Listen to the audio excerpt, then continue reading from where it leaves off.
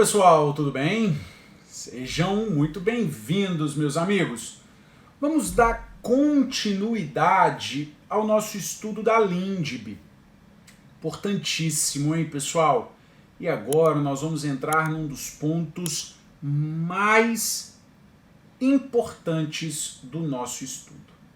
Nós vamos falar um pouco sobre o pragmatismo no âmbito do direito administrativo. Pessoal, esse é um ponto extremamente relevante, porque ao estudarmos o artigo 22, parágrafo 2º, a gente viu que ao aplicar as sanções, sendo consideradas a natureza, a gravidade da infração, os danos que dela provierem para a administração, agravantes, atenuantes e antecedentes, nós vimos que o grande objetivo é ter as sanções como um caráter instrumental, de natureza instrumental, afastando-se de um caráter, de um propósito eminentemente redistributivo, de sancionar por sancionar. E aí nós vimos que esse enfoque instrumental das sanções refleteria uma abordagem pragmática na administração pública, onde a sanção não visa primariamente a punição, mas sim ao estabelecimento de um mecanismo eficaz de controle e orientação comportamental. Então, o que eu quero a partir de agora com você é aprofundar um pouco essa ideia de pragmatismo no âmbito do direito administrativo, pois você pode, de fato, ser chamado a dissertar sobre pragmatismo no âmbito do direito administrativo, no âmbito da administração. Pessoal, o conceito de pragmatismo, embora não seja uniforme, embora não haja uma uniformidade no conceito, venha cá, é possível reconhecer a ideia, o conceito de pragmatismo através de três elementos, de três atributos essenciais. São eles: o antifundacionismo,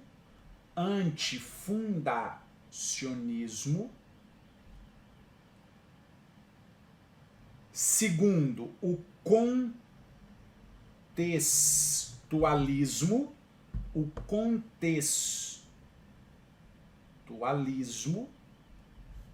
e terceiro, como nós já vimos, o consequencialismo.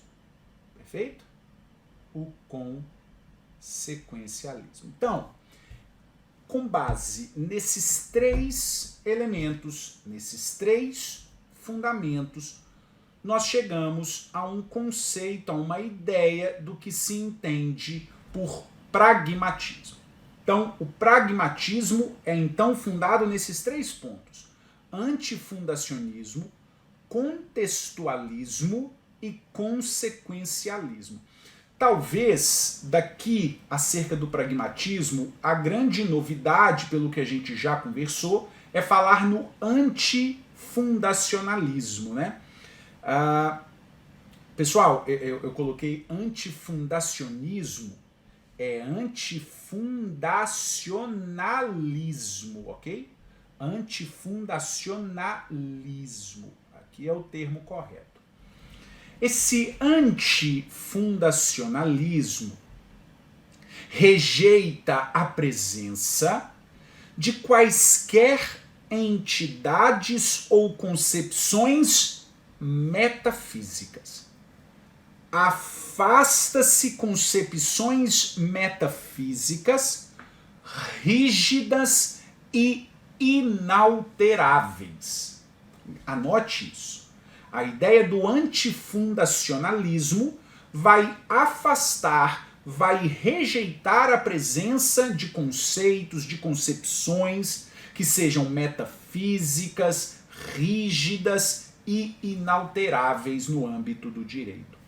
Ao contrário, né? O que se quer, o que se enfatiza é a flexibilidade das normas jurídicas, as quais devem se adaptar continuamente às mudanças sociais, rejeitando a ideia de verdades absolutas e imutáveis.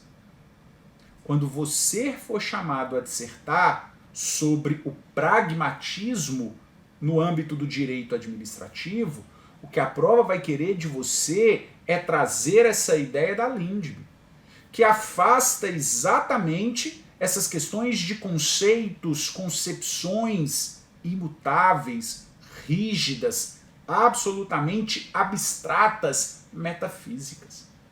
O que se quer é trazer para o caso concreto a aplicação da norma, de forma que nós temos a possibilidade de moldar, flexibilizar, afastar a rigidez, afastar aquele formalismo excessivo para trazer a flexibilidade, a adaptação contínua às mudanças sociais. É isso que deve ser objetivado na interpretação de uma norma, é isso que deve ser feita numa decisão controladora, seja na via judicial, seja na via administrativa, é isso que deve ser feito num parecer jurídico quando vai se analisar um processo licitatório, enfim, um PAD, um processo administrativo disciplinar.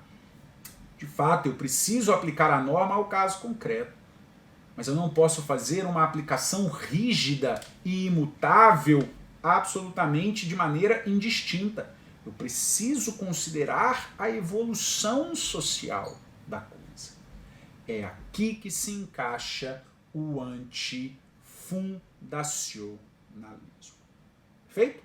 Bom, subsequente, nós vamos ter o contextualismo, que cá entre nós, nessa altura já do que nós já estudamos sobre a Lindbe, você já tem uma ideia do que seria esse contextualismo. A ideia do contextualismo se baseia na necessidade de analisar e considerar as consequências fáticas e pragmáticas específicas de cada caso. É analisar as consequências, notadamente fáticas e pragmáticas, de cada caso. E aí veja como esses conceitos se interagem. Quando eu faço a análise fática, pragmática de cada caso, eu afasto por inteiro a ideia de conceitos imutáveis, sem aplicação, sem a adaptação à realidade social. Se afasta, pessoal, com a ideia do contextualismo, se afasta de uma interpretação puramente teórica ou abstrata do direito, focando na realidade prática e nas particularidades de cada situação. Como tudo eu disse a você, está conectado, tem uma relação com o outro, é por isso que nós vimos, por exemplo, que é necessário, ao declarar a nulidade de um contrato, ato, processo, que se considere as consequências práticas da decisão, mas também os obstáculos e as dificuldades reais enfrentadas pelo gestor. Esse é o contextualismo, é trazer o gestor, é trazer o poder judiciário, é trazer o Tribunal de Contas para a realidade a que ele está inserido, considerando os obstáculos e as dificuldades reais enfrentadas. Terceiro pilar, o consequencialismo, que nós já acabamos estudando, né? O consequencialismo, como nós vimos, incentiva, uma perspectiva voltada para o futuro, considerando os efeitos e repercussões a longo prazo das decisões. Em contraposição a uma visão que prioriza a fidelidade a precedentes ou a tradições jurídicas já estabelecidas. Em suma, pessoal, o pragmatismo na administração se configura por uma abordagem dinâmica e adaptativa do direito, das normas, das interpretações, antifundacionalismo, que valoriza a realidade prática, a mudança social, o contextualismo, e as consequências futuras nas suas interpretações e aplicações, o consequencialismo.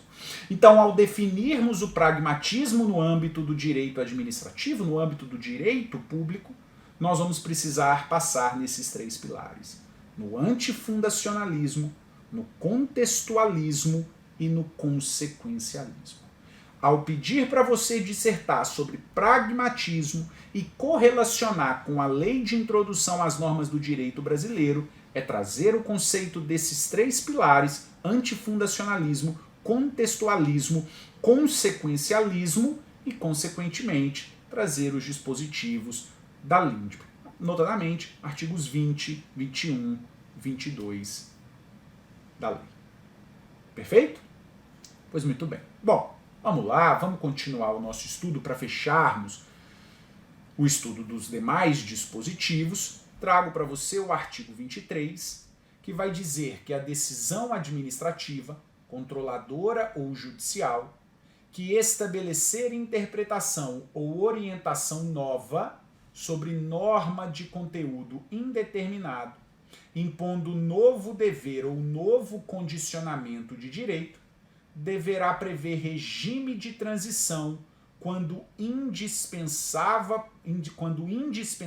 para que o novo dever ou condicionamento de direito seja cumprido de forma proporcional, equânime e eficiente, sem prejuízo aos interesses gerais. É, mais uma vez, preocupação na efetivação da segurança jurídica. Decisão que estabeleça interpretação ou orientação nova sobre um conteúdo que é indeterminado, impondo novo dever ou novo condicionamento. Olha aqui, pessoal. Deve haver um regime de transição. Eu não posso pegar ninguém de surpresa. Não é isso que nós estamos vindo estudando nesses nossos vídeos aqui de LINDB. É isso que a gente vem estudando. Ninguém pode ser pego de surpresa. Então tem que ter um regime de transição.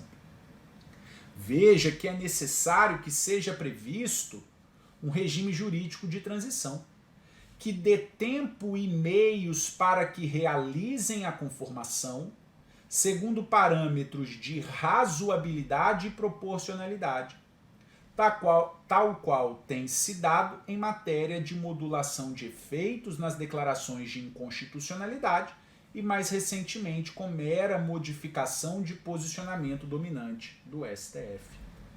Só que aí vejam, quais seriam os requisitos para a aplicação desse regime de transição? Aí a gente lista aqui 5 requisitos. A decisão administrativa, controladora ou judicial deve estabelecer uma interpretação ou orientação nova. E considera-se nova interpretação ou nova orientação aquela que altera o entendimento anterior consolidado. Veja, pessoal, essa interpretação nova deve recair sobre uma norma de conteúdo indeterminado. E por conta dessa interpretação é imposto um novo dever ou um novo condicionamento de direito. E aí, o regime de transição mostra-se, no caso concreto, indispensável para que o novo dever ou condicionamento de direito seja cumprido de modo proporcional, equânime e eficiente. A imposição desse regime de transição não pode acarretar prejuízo aos interesses gerais. Perfeito? Bom, ainda necessidade de que haja uma decisão motivada. A instituição do regime de transição será motivada. Artigo 6º, parágrafo 2º do decreto.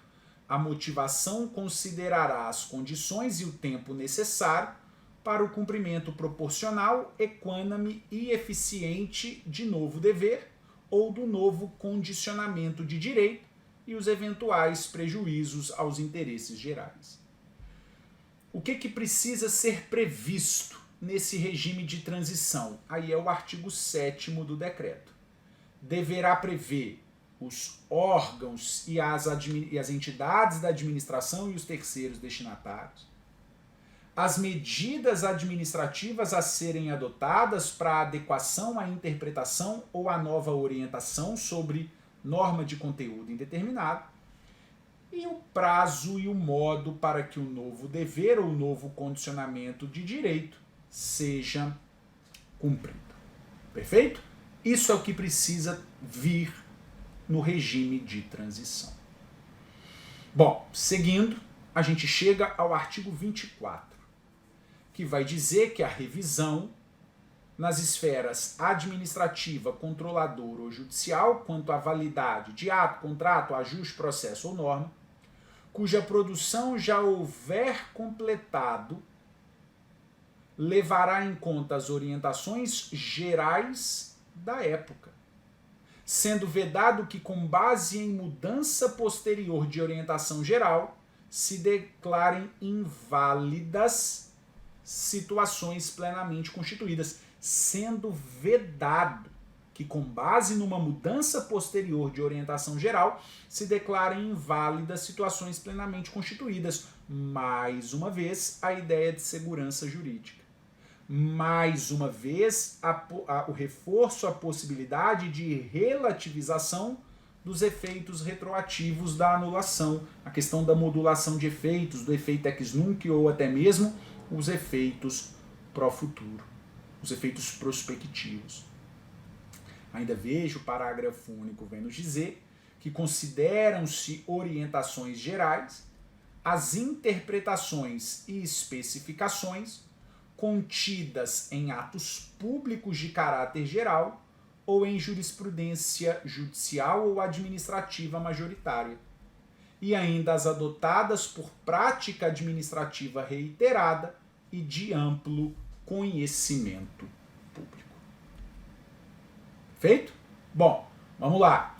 Outro dispositivo que trago para a nossa análise, o artigo 26, que vai nos dizer que para eliminar irregularidade, incerteza jurídica ou situação contenciosa na aplicação do direito público, inclusive no caso de expedição de licença, a autoridade poderá, após oitiva do órgão jurídico e, quando for o caso, após realização de consulta pública, e presente razões de relevante interesse geral, celebrar compromisso com os interessados. Então está aqui a celebração de compromisso, que só produzirá efeitos a partir da sua publicação oficial.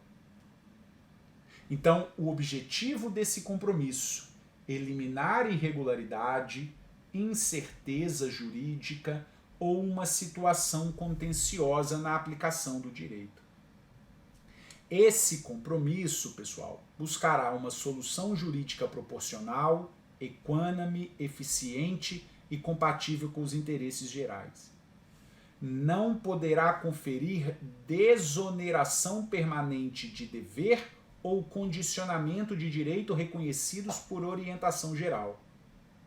E deverá prever com clareza as obrigações das partes, o prazo para o seu cumprimento e as sanções aplicáveis em caso de descumprimento.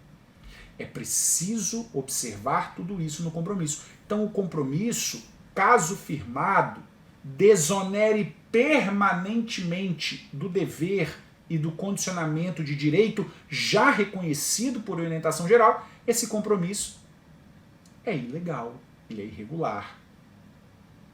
Então, muito cuidado com esse inciso 3 aqui, ó, na sua análise da validade, da legalidade desse compromisso. Veja que o artigo 10, parágrafo 2º do decreto diz que o compromisso deverá prever as obrigações, o prazo e o modo para o cumprimento, forma de fiscalização, fundamentos de fato e de direito, a eficácia, olha, esse compromisso tem uma eficácia de título executivo extrajudicial e também sanções aplicáveis em caso de descumprimento. Bom, vamos lá. Artigo 27. A decisão do processo nas esferas administrativa, controladora ou judicial poderá impor compensação por benefícios indevidos ou prejuízos anormais ou injustos resultantes do processo ou da conduta dos envolvidos. A decisão sobre a compensação será motivada, ouvidas previamente as partes sobre seu cabimento, sua forma e, se for o caso, seu valor. Que para prevenir ou regular a compensação, poderá ser celebrado compromisso processual entre os envolvidos. O artigo 27 aqui cá entre nós, menos relevante. Agora, o artigo 28 é extremamente relevante. Com ele a gente vai fechar o estudo da LINDB. O artigo 28 vem e nos diz que o agente público responderá pessoalmente por suas decisões ou opiniões técnicas em caso de dolo ou erro grosseiro. Pessoal, o artigo 28 é uma cláusula de proteção do gestor de boa-fé. É uma cláusula de proteção ao gestor que quer inovar na administração. Veja, ele só responderá pessoalmente, seja por suas decisões, seja por suas opiniões técnicas, quando houver o dolo ou o erro grosseiro. O mero erro que é possível de acontecer não vai ensejar a responsabilização. É uma cláusula que permite o erro do gestor, porque ele só responde quando houver a má-fé, a real intenção de praticar o ato ilícito, ou seja, o dolo, ou quando houver o erro grosseiro.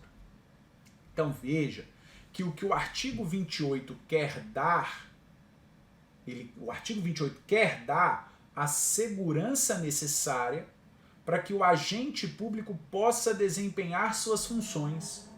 Por isso afirma que ele só responderá pessoalmente por suas decisões ou opiniões se houver o dolo ou o erro grosseiro, que abarca aqui a ideia da culpa grave. Tá? Por isso está ali a negligência grave, a imprudência grave, a imperícia grave. A comprovação do dolo ou do erro grosseiro é indispensável para a responsabilização do agente. Veja, a complexidade da matéria e atribuições do agente devem ser consideradas naquela ideia sempre de trazer para dentro do caso concreto, para a ideia sempre de trazer para a consequência prática, para o obstáculo, para a dificuldade real do gestor. Veja lá, pessoal, que o montante do dano ao erário, ainda que expressivo, não poderá por si só ser elemento para caracterizar o erro grosseiro ou o dolo. O fato de falar, olha, houve um dano considerável, isso por si só não é elemento para configurar erro grosseiro ou dolo. Tem que se configurar o erro, o erro grosseiro, o dolo, independentemente do montante de dano ao erário. Bom, pessoal, o objetivo aqui, o grande objetivo aqui é a crítica à ideia de que a administração da coisa pública é resumida na aplicação da lei. Não é. Quem está dentro da administração pública, em tomada de decisão, sabe disso. Ao falar, aplica a lei ao caso, não é simples assim. Há uma realidade que às vezes está dissociada da lei. A lei está dissociada da realidade, que é o melhor. Então tem que alterar a lei, é verdade, mas não se altera, a lei está posta. Não enfrentou a realidade daquele órgão, daquele município, daquela sociedade específica. Então a ideia é de que não existe no mundo real bem como nunca existiu. A lei não contém toda a ação administrativa. E veja, pessoal, administrar exige funções proativas de prestação do serviço público. Abrange considerações complexas sobre como regular setores da economia, bem como a tomada de decisões difíceis em campos deixados em aberto pelo legislador. Veja que também, com base nesse dispositivo, há uma crítica aos órgãos de controle, TCU e TCS. Porque os órgãos de controle creem no mundo da aplicação de ofício da lei. Aplica a lei ao caso e acabou. Querido, venha cá, não é tão simples assim.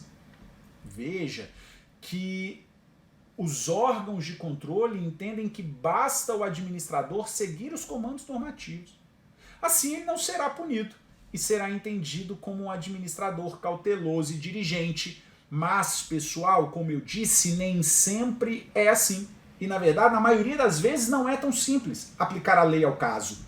E aí, portanto, olha que importante, isso geraria uma paralisia decisória. E haveria, o chamado apagão de canetas, um quadro de temor e inação. E aí, portanto, surge o artigo 28, surge a necessidade do artigo 28 da LINDB, que cuida do gestor que faz uma boa administração a partir de abordagens inovadoras, mas que tem medo de agir, de modo então que ele somente será responsabilizado quando houver o dolo ou quando houver o erro grosseiro. O erro que pode acontecer, somos humanos, somos falhos, por si só não vai ensejar a responsabilidade. Perfeito? Então, portanto, pessoal, o que o artigo 28 da LINDB proporciona é um ambiente à inventividade, cuidando de gestores e técnicos que buscam inovar os meios de gestão pública. É necessário admitir que haja tentativas fracassadas, sem que isso implique na imediata responsabilização. Erro não significa complacência. Admite-se a falha, mas o que deve haver enfrentamento é a desídia, é o descuido, é a má gestão. Então, portanto, o artigo 28 constitui uma cláusula geral do erro administrativo.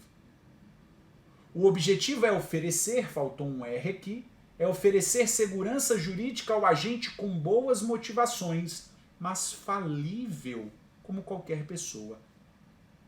Cria-se, então, com o artigo 28, incentivos institucionais necessários à promoção da inovação e à atração de gestores capacitados. Perfeito? Pois muito bem.